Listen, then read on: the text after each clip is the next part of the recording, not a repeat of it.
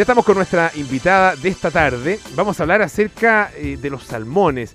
A propósito, en principio, de esto que ocurrió hace un par de semanas con un escape de salmones, de 650.000 salmones en las cercanías de Puerto Montt, ahí en el seno de Reloncaví. Esto ocurrió el 5 de julio, en propiedad de la empresa Marine Harvest, y claro, se ha recuperado una pequeñísima parte en realidad de todos esos salmones, y por supuesto que esta tremenda invasión tiene sus consecuencias. Nuestra invitada esta tarde es bioquímica, también es doctora en biología, es investigadora asociada de la Fundación MERI, ya nos va a contar exactamente qué es la Fundación MERI, también investigadora joven del núcleo Milenio Invasal, que significa salmonídeos invasores. Estamos con Paulina Bahamonde esta tarde. Paulina, bienvenida a Aire Fresco, ¿cómo estás? Muchas gracias, Polo. Bien, contenta de estar acá y poder compartir un poquitito con ustedes la contingencia de los salmones. Sí, vamos a ir al tiro a ese tema, pero cuéntanos un poco de la Fundación MERI, también del núcleo Milenio Invasal. ¿En qué áreas están trabajando ustedes con respecto justamente al tema de los salmones? Mira, Fundación MERI es una fundación relativamente joven, tenemos 5 años de funcionamiento y es una organización que trabaja creando proyectos de ciencia y educación ambiental para la conservación de los ecosistemas de Patagonia.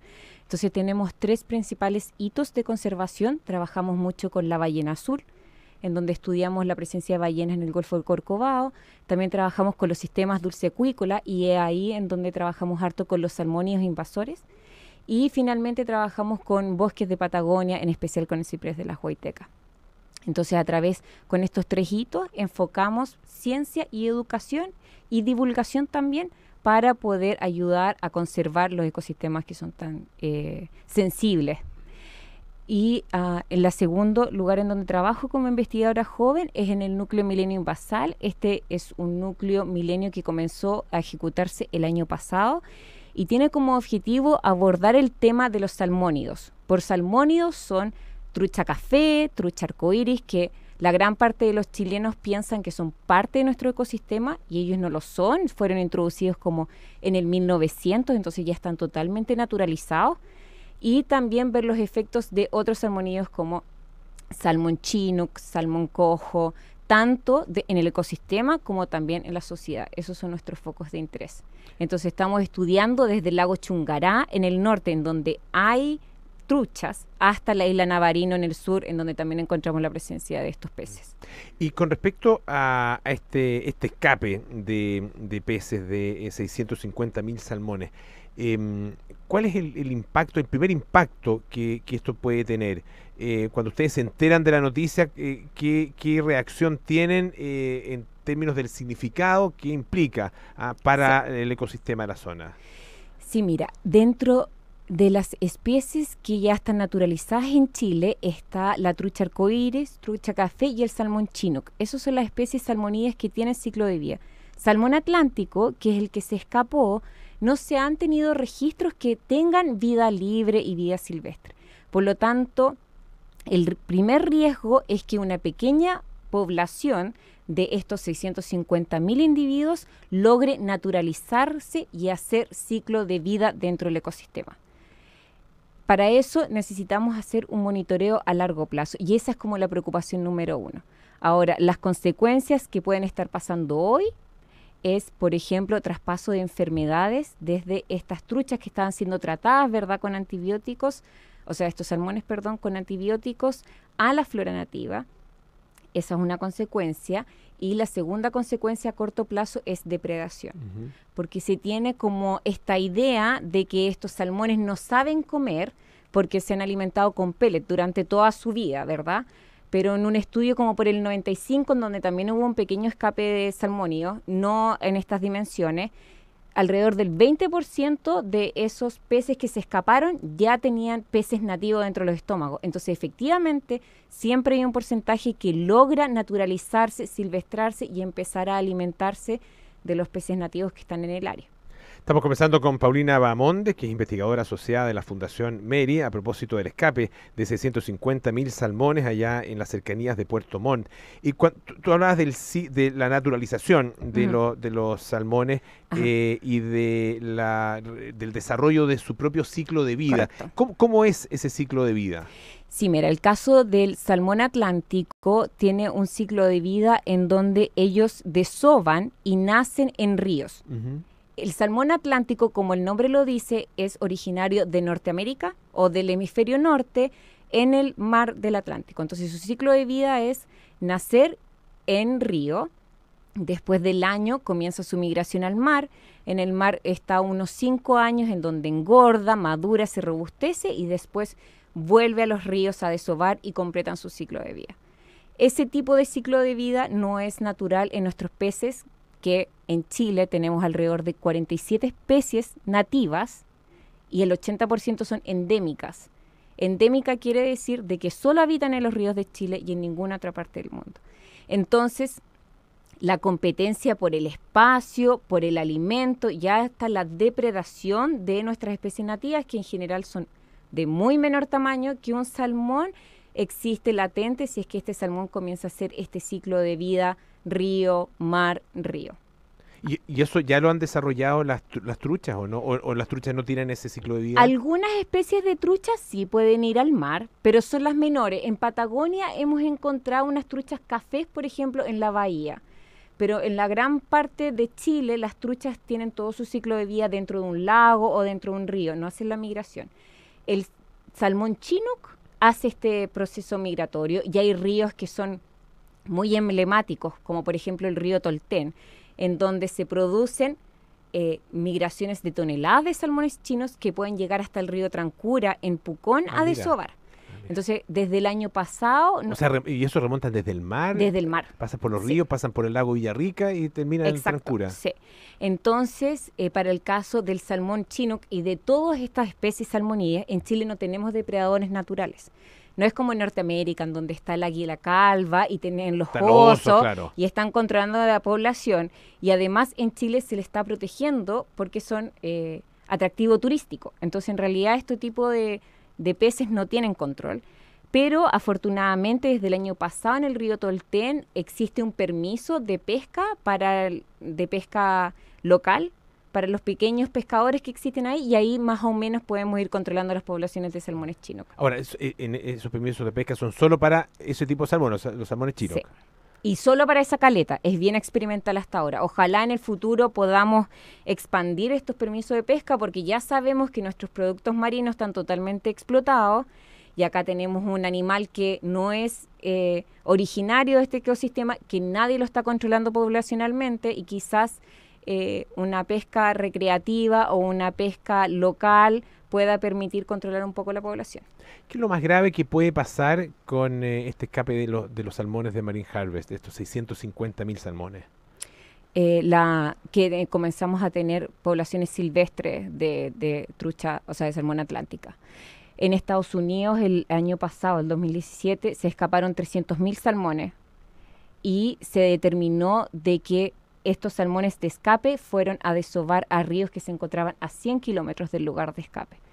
Entonces la importancia es generar las preguntas correctas para poder determinar, por ejemplo, qué tan amplio va a ser el área de impacto. Quizás no es solo ahí Puerto Montt, puede ser mucho más. Entonces generar un monitoreo a largo plazo en donde podamos estudiar todos los estuarios y ríos que están alrededor, varios kilómetros a la redonda, para ver cuál es la magnitud y si que tenemos poblaciones silvestres de este tipo de peces. ¿Y es posible prevenir, impedir que eso se produzca?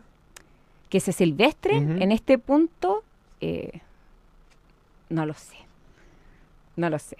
Hay medidas de contingencia, de hecho el llamado ahora es tratar de pescar la mayor cantidad de salmones posibles, tanto por Marine Harvest como por los pescadores locales.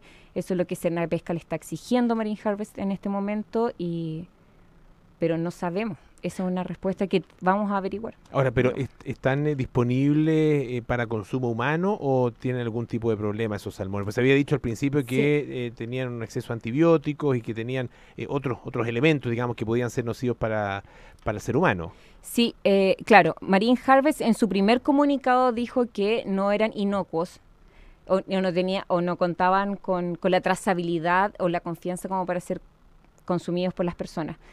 Un comunicado de la semana pasada, Marine Harvest afirmó de que en realidad los límites o sea, las concentraciones de antibióticos que se encuentran en el músculo están muy por debajo a los límites recomendados, por lo tanto sí pueden ser consumidos.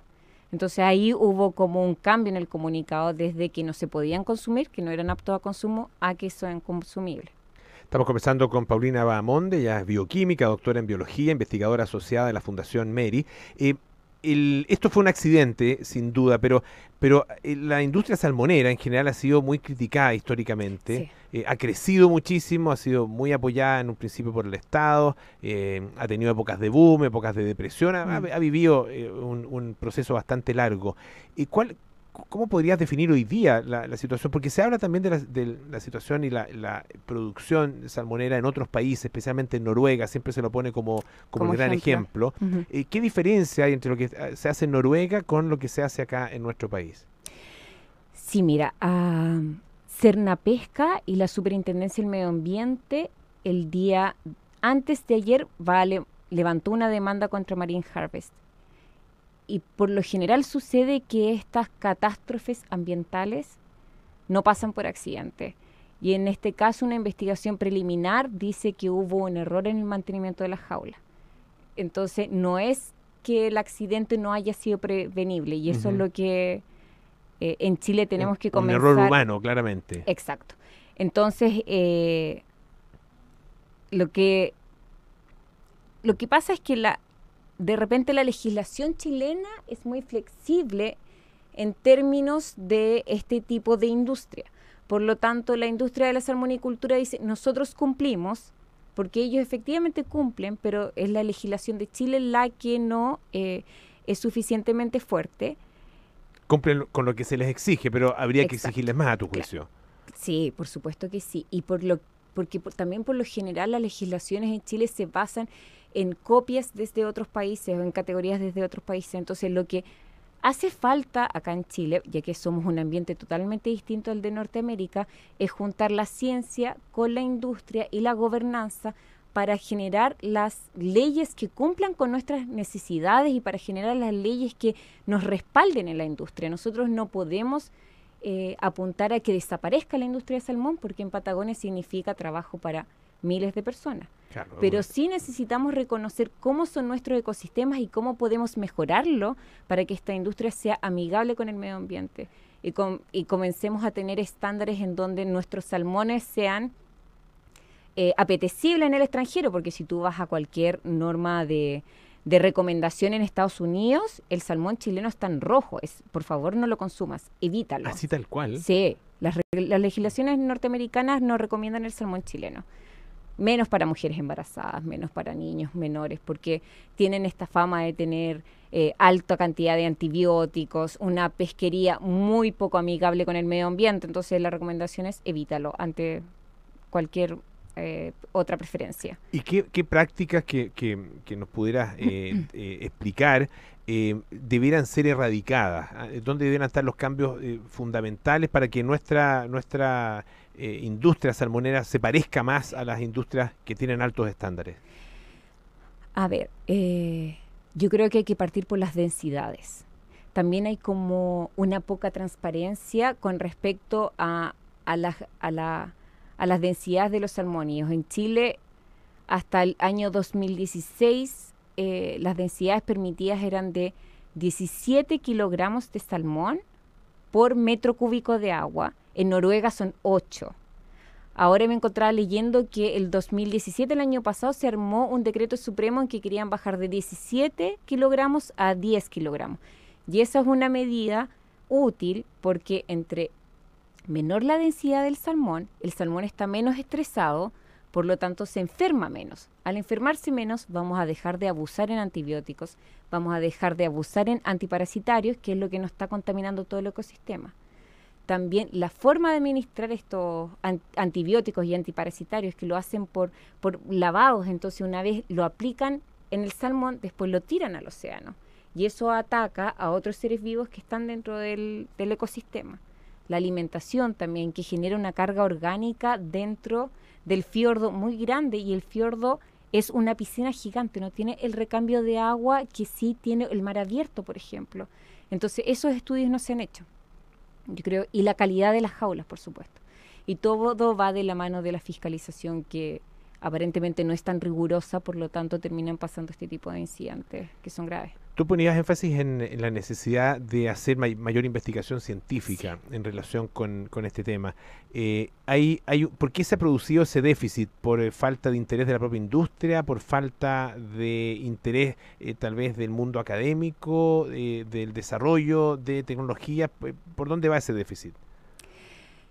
Ahí nos vamos a otro tema de ciencia en Chile. Ciencia en Chile se limita hoy a la academia de universidades, cosa que es un nicho muy delgado, o sea, pequeño.